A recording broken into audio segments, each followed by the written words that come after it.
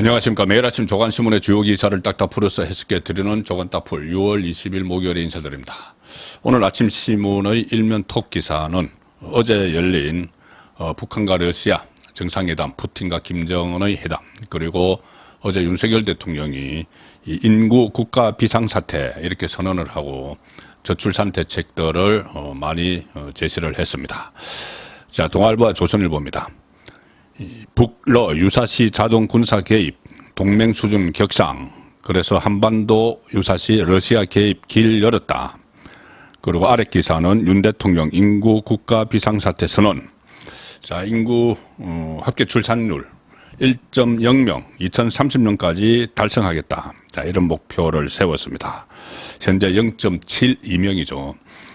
2030년까지면 얼마 남지 않았는데 그 달성을 위해서 여러 가지 대책들을 발표를 했습니다. 육아 휴직급여 월 최대 250만 원까지 지원을 한다.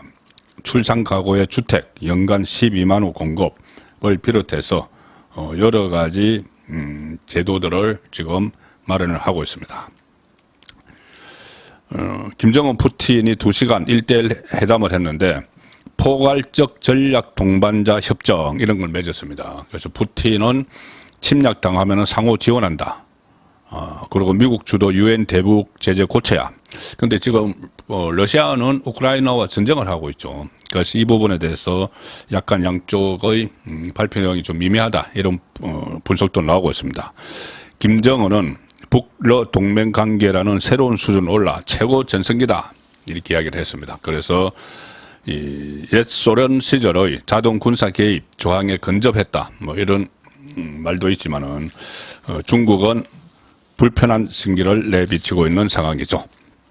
자, 김정은은 지금 본인 우상화에 열중을 하고 있습니다. 과거 김일성, 김정일에 못지않은 그런 위치를 차지하기 위해서 우상화 작업을 벌이고 있고, 그래서 우리 한국에 대해서도 적대적 국가 이렇게 개념을 바꾸고 있습니다. 동족에서 본인의 우상화 작업의 일환들이 계속 드러나고 있는데, 자, 대한민국에서 우상화 작업이 벌어지고 있습니다.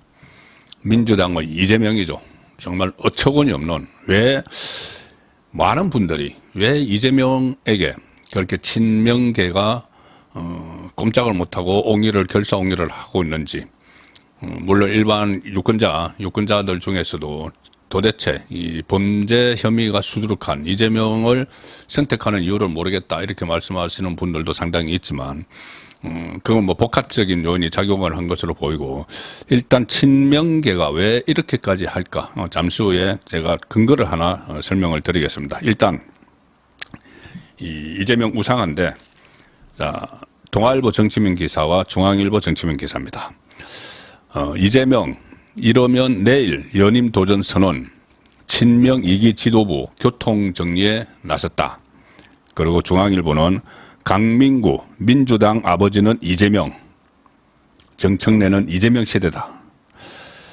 자, 우선 내일 그러니까 당 대표 연임을 선언을 한다는 겁니다. 연임 도전, 사실상 도전자도 필요 없죠. 아마 다른 사람들 뭐 들러리 한두 명 나올 줄 모르겠는데, 이재명이 앞으로 2년 동안 또 이제 민주당을 이끌어갑니다.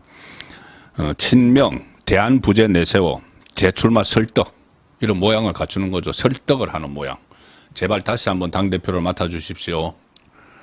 이재명 없이는 안 됩니다. 이런 모양을 지금 만들고 있는 거죠. 이재명 본인도 안 그래도 뭐 사법 리스크에 당대표를 유지하고 있어야지 유리하겠죠. 어디 당대표를 몰아가라 하느냐, 뭐 검찰에도 그렇게 하고 재판도 그렇게 할 수가 있습니다. 그러니까 그렇게 하려고 하는 거죠. 지금 특히 이화영 1심 판결 이후에 사법 리스크가 최고조에 달하고 있죠. 이 시점에서 국회의원직도 가지고 있고 당대표직도 가지고 있고 모든 수단을 써야 되기 때문에 당대표직을 사상 처음으로 연임을 하는, 사실상 셀프 추대를 하는 것이죠. 최고위원들도 좀 바꾼다. 김민석, 강선우 거론하고 있고, 자, 이 상황 사법 리스크가 재점화됨에 따라 제1야당의 대표직을 유지할 필요성이 커졌다고 보고 있다. 8월 전당대회를 위한 전당대회 준비위원회가 조만간 출범하는 만큼 그 전에 이재명이 사퇴를 선언할 예정이다. 일단 사퇴를 해야 되는 거죠. 그리고 이런 말도 나옵니다. 친명계 쪽에서는 당초 6월 말 또는 7월 초 대표적 사퇴, 이재명 대표적 사퇴가 유력했는데 갑자기 앞당긴 이유는 한동훈 전 비대위원장의 국민의힘 당대표 출마 선언, 이제 이번 1월 날 하죠. 그것을 고려해서 일정을 앞당겼다. 서로 이제 일정을 맞추기 위해서. 그러니까 한동훈이 출마 선언을 하면은 이 스포트라이트가 그쪽으로 막 쏠리고 하니까는 그 전에 바로 내일 연임 도전을 하면서 이제 사퇴를 할 거라는 이야기죠. 자, 이재명이 연임 결정을 내린 건 4개의 재판을 동시에 받아야 하는 상황을 고려했다. 당연히 그것 때문에 지금 하는 거죠. 앞으로 서울과 경기, 수원시를 오가며 매주 3, 4회 법정에 출석을 해야 되는데 재점화된 사법 리스크를 해소하려면 원내 일당 대표직을 유지하는 게 유리하다는 계산. 친명계도 192석의 거대 범야권을 이끌기 위해서는 강력한 지도력을 갖춘 당대표가 필요하다. 그래서 연임론에 막 불을 지피고 있는데, 자, 이 듣보잡, 중앙정가에서는 듣보잡인데 듣도 보도 못한 사람인데, 이 사람이 강민구라는 사람이 민주당의 아버지는 이재명입니다. 자, 신임 지명직 최고위원입니다. 강민구 민주당 대구시당 위원장입니다. 대구시당 위원장. 어제 최고위원회에서 이렇게 이야기합니다. 아버님이 지난주 소천하셨다. 본인의 이제 선친. 아버님은 평생 이발사를 하며 자식을 무척이나 아껴주신 큰 기둥이었다. 이렇게 개인사를 전한 뒤에 뜬금없이 더불어민주당의 아버지는 이재명 대표입니다. 아버지. 국민의힘이 영남당이 된 지금 민주당의 동진 전략이 계속돼야 한다. 집안의 큰 어르신으로서 이재명 대표가 총선 직후부터 영남 민주당의 발전과 전진에 계속 관심을 가져주셨다. 찬양도 이런 찬양이 없죠. 정청래는 당헌 당규 최근에 개정을 했죠. 이재명의 이 대권가드 걸림돌을 치우는 그것을 가지고 역사는 민주당의 이번 일을 중요한 사건으로 기록할 것이다. 당헌 당규 개정한 거 가지고 역사가 기록할 것이다. 이재명 대표 시대에게 가능했던 일이다. 자, 어떻게 이런 말들을 지금 이 호준석 대변인은 김대중 노무현 전 대통령과의 절연을 스스로 시인한 것이다. 지금 민주당의 본류는 김대중, 노무현 이렇게 이어져 오고 있죠. 그런데 그걸 완전히 그거 다 무시해버리고 지금 북한의 김정은이 김일성, 김정일 시대를 뛰어넘으려고 하고 있죠. 그 측면에서 김대중, 노무현 시대를 뛰어넘으려고 하는 이재명과도 닮았다. 그렇게도 좀 보입니다. 이 강민구라는 사람은 제가 보니까 1964년생 그리고 경북 의성 출신입니다. 이재명도 64년생이죠.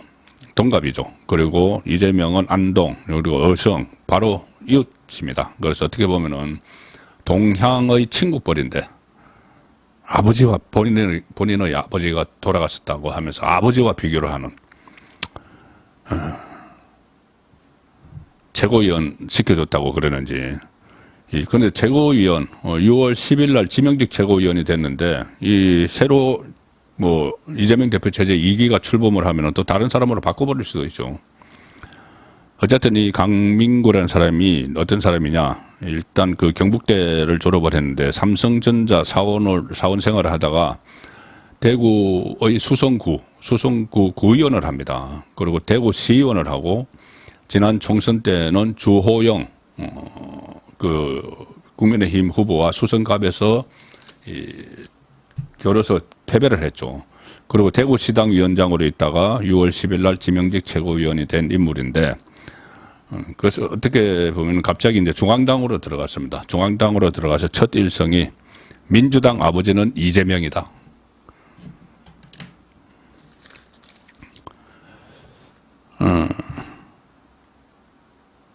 그리고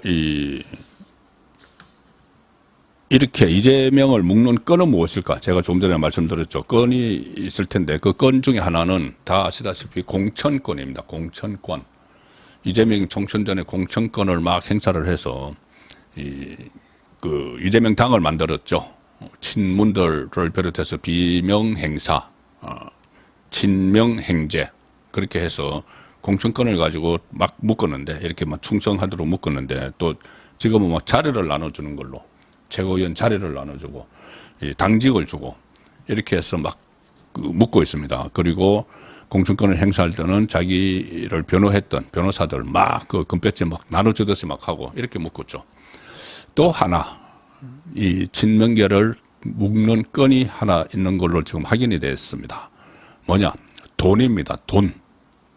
돈을 친명계 쪽에 속해 있으면은 정치 자금을 쉽게 모을 수 있다. 이것이 지금 언론 취재로 인해서 확인이 됐습니다. 세계일보 1면 그리고 세계일보가 1면과 5면에 보도한 기사입니다.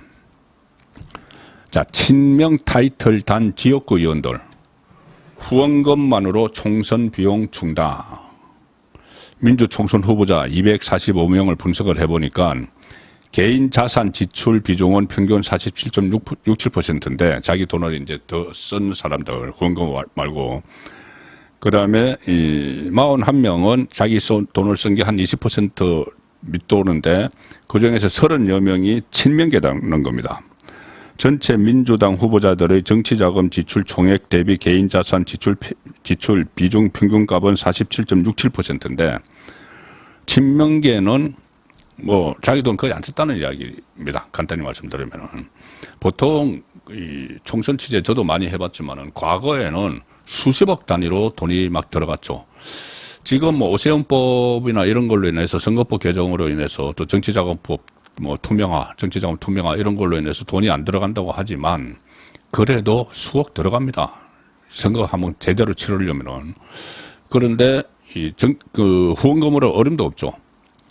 그런데 이재명 쪽에 줄을 선 이 사람들은 이른바 개딸로 불리는 뭐 당원들이죠. 당원들을 비롯해서 이재명의 극성 지지층들이 여기 친명이다 그러면은 막 후원금을 몰아줘서 그 돈으로도 총선 비용을 충분히 충당을 했다는 이야기입니다. 그러니 이재명에게 아부를 하고 이재명은 민주당의 아버지다 막 이러면은 공천도 받고 자리도 없고 돈도 모으기 쉽고 그런 구도가 지금 돼 있는 겁니다.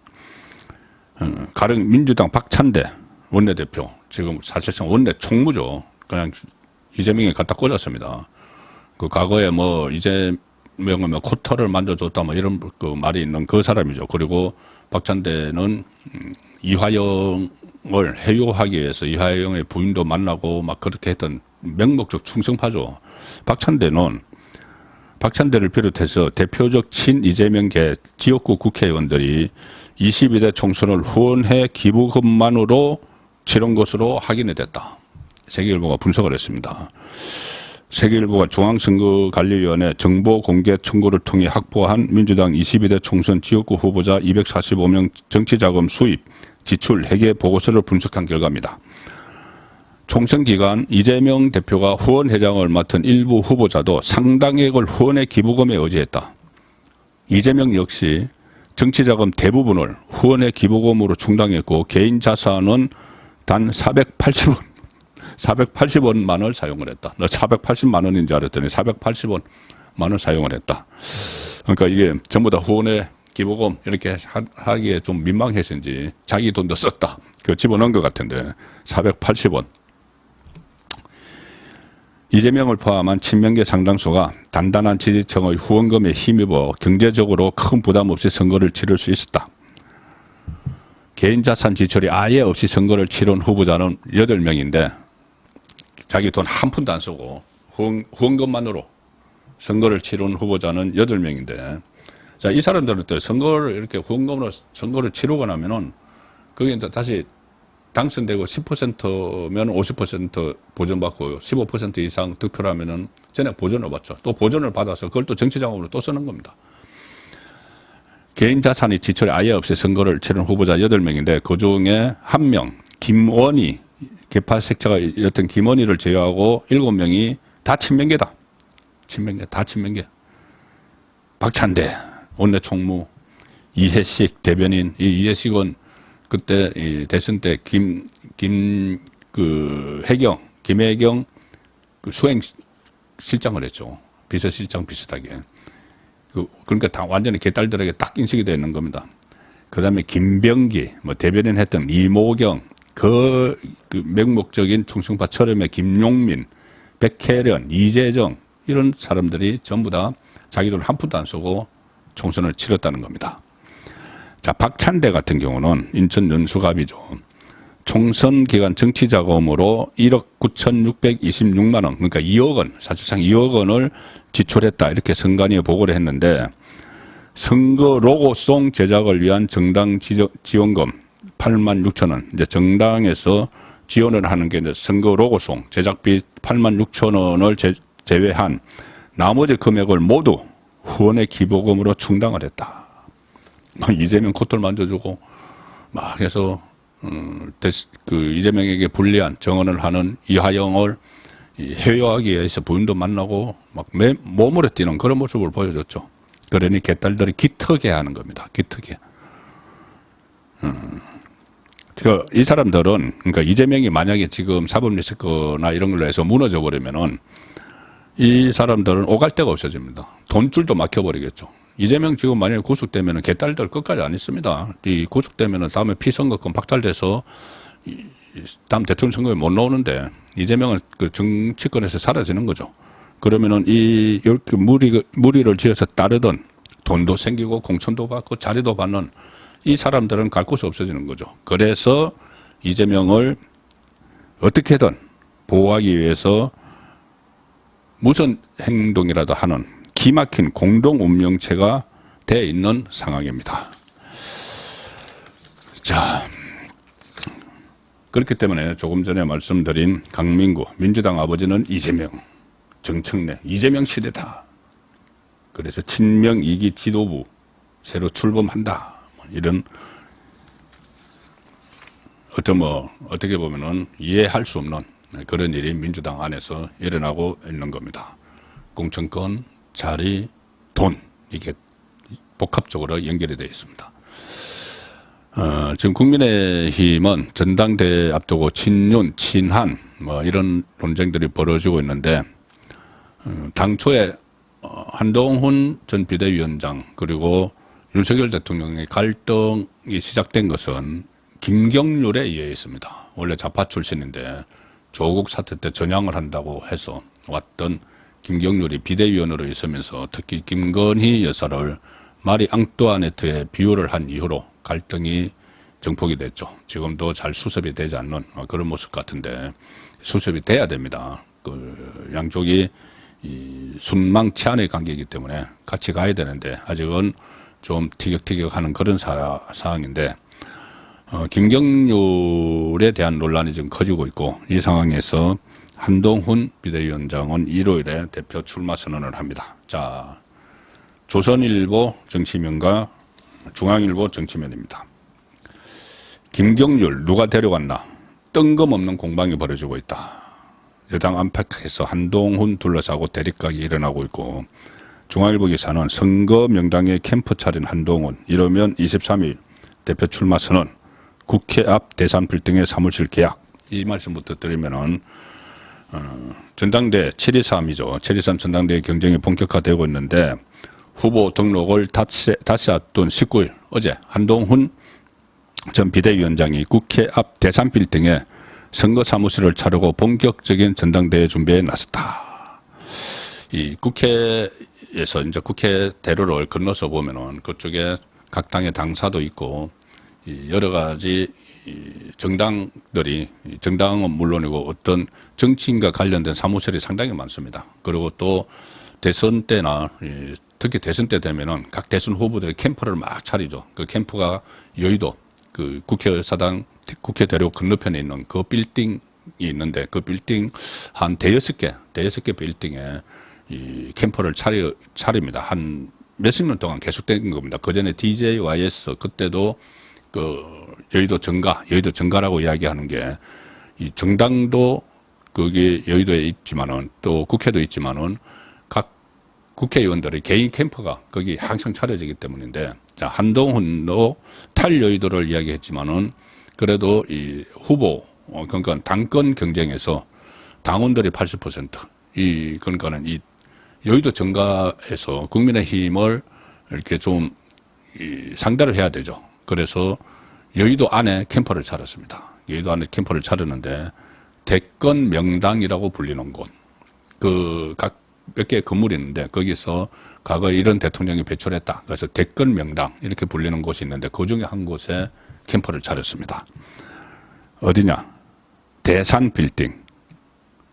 국회 앞 대산 빌딩에 선거 사무실을 차리고 본격적인 전당대회 준비에 나섰다.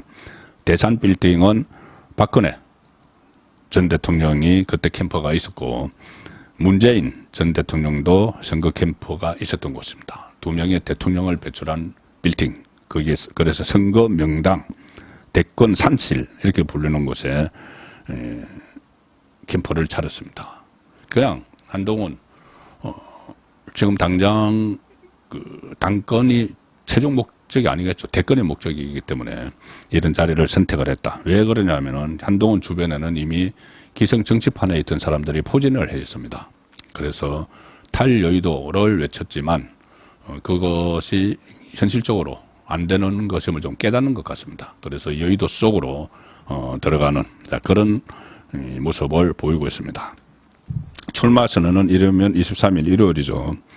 출마 선언 방식에 대해서는 아직 검토 중이다. 요란하지 않고 담백하게 하려고 한다 이랬는데 지금 들리는 이야기는 그때 이 비대위원장을 수락을 할 때는 국민의힘에서 기자실에서 선언을 했죠. 그런데 이번에는 국회 소통관에서 할 거다. 그런 이야기가 또 나오고 있습니다. 한 친한계 의원은 최상병 특검에 대한 입장, 당권 대권 분리 조항 등 한 전 위원장이 답해야 할 사안도 출마 선언 때 밝힐 것이다. 저는 이 출마 선언할 때 최상병 특검에 대한 입장을 어떻게 밝힐지 모르겠지만은 이것도 마치 윤석열 대통령과 각을 세우는 것처럼 이렇게 하면 저는 안 된다고 봅니다. 한동훈은 이번에 당권 도전을 하면서 윤석열 대통령과의 관계 회복을 분명히 선언을 해야 됩니다. 이 기자들이 물어보겠죠. 그 출마 선언을 할 때 윤석열 대통령의 관계, 저는 관계 회복을 본인이 앞장서서, 대통령이니까 본인은 여당 대표가 되려고 하니까는 본인이 앞장서서 윤석열 대통령도 찾아뵙고 뭐 그때 식사 한번 초청을 받았으니까는 지금이라도 가서 식사하고, 그리고 앞으로 집권 여당의 대표가 만약에 된다면 윤석열 대통령과 같은 배를 타게 되니 또 같은 배를 타게 되니까 협조를 구하고 뭐 해야죠. 이런 것을 안 하고 뭐 최상병 특검 문제든지 김건희 여사 뭐 수사 문제든지 이런 걸 가지고 마치 야당처럼 이렇게 윤석열 대통령과 각을 세우는 걸로 정치를 하려고 하면은 그것은 아예 야당을 만드는 게 낫죠. 여당에 편성을 하면 안 되는 거죠. 집권 여당에. 그리고 또 한 가지, 한동훈 그 위원장이 일종의 뭐 러닝메이트 개념으로 최고위원회 장동혁, 뭐 김형동 이렇게 그때 비대위에서 같이 활동했던 또 김경률 이야기까지 나옵니다. 이 사람들과 같이 이 최고위원으로 출마시켜서 러닝메이트를 할 거다. 그것도 저는 반대합니다. 한동훈은 본인의 결자 해제 차원에서 또 대중적인 그 인기도 있고 2조 심판론을 주창해 왔기 때문에 이 위기 상황에서 이재명과 조국에 의해서 그 이루어지고 있는 위기 상황에서 한동훈이 등판해서 결자 해제하는 거는 가능한 일이라고 보지만 같이 비대위를 이끌다가 총선에서 완패한 그 팀이 다시 그대로 지도부를 한다는 거는 있을 수 없는 일이죠. 만약에 러닝메이트를 할 필요도 없고 최고위원과 러닝메이트를 하려면은 이 지금 기존의 정치권에 있던 뭐 친윤계든지 그런 사람들과 러닝메이트를 해야지, 기존에 본인이 같이 비대위에서 했던 그 사람들은 불가하다. 저는 그렇게 판단을 합니다. 그래서 김경률을 누가 데려왔나 공방이 벌어지고 있는데 골칫거리죠. 김경률 지금. 자, 근데 김경률을 원래 좌파였던 김경률을 누가 데려왔냐, 이게 공방을 벌어지고 있는데 누가 영입했느냐. 김경률은 일단은 지난 4.10 총선을 치른 국민의힘 한동훈 비대위에 참여를 했죠. 그런데 친윤계 핵심 인사, 그러니까 이철규입니다. 이철규 의원이 최근에 김경률은 한동훈의 조언자로 여전히 활동을 하고 있다 이렇게 이야기를 했죠. 그러니까 한동훈 주변 사람들이 아니 김경률에게 먼저 영입을 제안한 쪽은 당신 아니냐. 그때 인재 영입위원장을 했죠. 당신 아니냐. 이렇게 반박을 하면서 지금 논란이 생기고 있습니다. 일단 김경률 씨는 지난해 12월 출범한 한동훈 비대위의 비대위원으로 합류하면서 국민의힘에 처음으로 공식적으로 몸을 담은 건 맞죠. 그런데 그 전에 이 김경률을 누가 영입하려고 했는지 그 문제가 지금 논란이 되고 있습니다. 이철규 의원이 지난 17일 KBS 라디오 진윤 핵심이죠. 여기서 한동훈 전 위원장 정무조언 그룹에 김경률, 진중권, 신지호 등이 포함됐다. 그때 한 언론이 이 기사를 게재를 했다가 바로 삭제를 했습니다. 그런데 그 기사를 다시 거론을 하면서 전통적 지지자들이 볼 때 우리와 함께 가치를 공유하지 않는 사람들이 한동훈 주변을 에워싸고 영향을 미친다는 생각을 갖게 되니까 우려스럽다. 이렇게 이야기를 합니다. 진중권은 정의당 당원으로 활동을 했었고, 신지호는 지금은 우파지만은 뉴라이터를 했죠. 그 전에는 운동권 출신이었습니다. 자, 그래서 이렇게 이철규가 이야기를 하니까는 그러니까 김경률, 진중권, 신지호는 우리 국민의힘 전체 이 당원들과 맞지 않는 것 아닌가. 신지호 전 의원이야 지금 우파로 완전히 활동을 하고 있으니까 그런데 두 사람을 특히 겨냥을 한 거죠. 그러니까 여기에 언급된 의원 사람들이 아니 한동훈 위원장 정체성에 대해서 의구심을 갖게 하려는 일종의 공작이라고 보는 겁니다. 한동훈은 좌파다. 이런 말이 지금 계속 막 온라인상에 돌아다니고 있죠. 그것을 이제 부각시키려고 친윤인 이철규가 이렇게 이야기를 하는 것 아닌가는 말입니다. 자, 이것도 지금 과연 이게 윤석열 대통령의 의중인지 한동훈을 좌파라고 이렇게 막 몰아치는 것이 자기들끼리 지금 어떤 정치적 이해 득실에 따라서 좌파 프레임을 만드는 이런 측면은 없는지도 지금부터 봐야 됩니다. 지금 전당대회가 시작이 되면은. 그래서 윤석열 대통령과 이것도 한동훈 사이를 갈라놓으려는 것이 아니냐 이런 지적도 나오고 있는데 신지호 전 의원은 오히려 김경률 영입 작업을 했던 사람은 국민의힘 인재 영입위원장이었던 이철규 아니냐. 진중권도 이철규를 향해서 경고하는데 들어오려면 맞다이로 들어와라. 자, 이렇게 막 비난을 하고 있습니다. 서로. 이철규는 조선일보 통화에서 이렇게 이야기합니다. 지난해 11월 인재영입위원회 부위원장을 맡은 조종훈 의원이 김경률 씨를 한번 만났지만 영입 제안에 대한 거절 의사를 듣고 보고하지 않아서 나는 접촉한 사실을 몰랐었다. 나는 내가 영입한 거 아니다 이거죠. 김경률 씨는 한동훈이 영입해 비대위원이 된 것이다. 이렇게 못 박았습니다. 그러니까 김경률이 또 페이스북에 글을 올려서 작년 11월에 이철규 인재영입위로부터 인재영입위원을 맡아달라는 제안을 받았다. 그런데 제가 안 갔다는 이야기죠. 그리고 저는 한동훈의 척건도 아닐 뿐더러 최근에는 교류도 많지 않다. 그리고 또 지난 대선 때는 윤석열 후보도 직접 선거대책위원장 맡아달라고 하더라. 글쎄요. 김경률을 선거대책위원장으로 맡아달라고 윤석열 대통령이 했을까요? 누군가 여러 사람 중에서 캠프 여러 사람 중에서 이런저런 막 이야기를 하다가 나왔을지 모르지만 김경률이 무슨 대선 선대위원장을 맡아요. 그만큼 무게가 안 되는 인물이죠. 어쨌든 이런 논란이 일어나면 본인이 지금 한동훈의 척건도 아닐 뿐더러 교류도 많지 않다고 하면 이제 더 이상 국민의힘에 머물면 안 됩니다. 국민의힘에서 계속 논란을 빚고 있는 그런 인물이기 때문입니다. 그래서 김경률 누가 데려왔나 뜬금없는 공방만 하지 말고 김경률은 이번 지도부 구성에서 무조건 배제를 해야 된다. 그 말씀을 드리겠습니다. 오늘 이 조선일보 자유민 기사에는 김혜경, 김정숙 두 사람에 대한 검찰 수사 기사가 나란히 실렸습니다.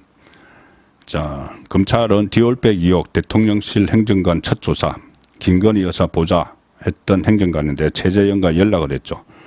서울중앙지검 형사일부가 조모 행정관을 참고인 신분으로 불러서 조사를 했습니다. 그리고 또 검찰은 김종숙 인도 방문 의혹 본격 수사에 나섰고 국고 손실 등 혐의에서 고발인 이종배 서울시의원을 조사를 했습니다. 자, 이 상황이어서 앞으로 김건희, 김정숙 두 전 현직 대통령 배우자에 대한 수사가 어떻게 진행될지도 지켜봐야 되는 상황입니다. 자, 마지막 소개해드릴 기사는 아시아투데이 기사입니다. 여당이 이런 제안을 했습니다. 지금 법사위 운영이 이것을 민주당이 몽땅 다 차지해버려서 여당이 국회에 들어가지 않고 보이콧을 하고 있죠. 사실상 초유의 일인데 어제 추경호 원내대표가 대안을 하나 제시했습니다. 자, 아시아투데이 기사입니다. 여당 법사 운영이 1년씩 번갈아 맞자. 자, 여기에 대해서 야당 거부권 행사 안 하면 그렇게 하겠다. 자, 박찬대가 그렇게 이야기했는데 아니 그러니까는 거부권을 윤석열 대통령이 거부권을 1년 동안 행사 안 한다는 보장이 있으면 1년 동안 법사위 운영이 번갈아 맡을 수 있다. 이 이야기는 거부권은 지금 헌법에 보장된 대통령의 권한입니다. 헌법 보장된 대통령의 권한을 가지고 이걸 상임위 배분을 그 논란의 인질로 삼아가지고 이 대통령의 권한 행사를 제동을 걸겠다, 방해하겠다. 반헌법적 발상이죠. 지금 민주당이 그 하는 이야기들을 보면은 헌법, 법률 모든 걸 다 무시하고 사법 체계까지도 흔들면서 이재명 보호에 나서고 있습니다. 조금 전에 말씀드린 그런 이유죠. 공천, 자리, 돈, 이 세 가지로 이재명 보호막을 두껍게 치고 있는 민주당의 모습이 오늘 현재 상황입니다. 아시아투데이 기사를 소개해드렸는데 제가 오늘 오후 6시에 아시아투데이, 아투TV 유튜브 채널에서 선거권의 현장 정치 라이브 방송을 보내드립니다. 많은 시청과 격려 부탁드리겠습니다. 6월 20일 보내드린 조간딱풀이었습니다.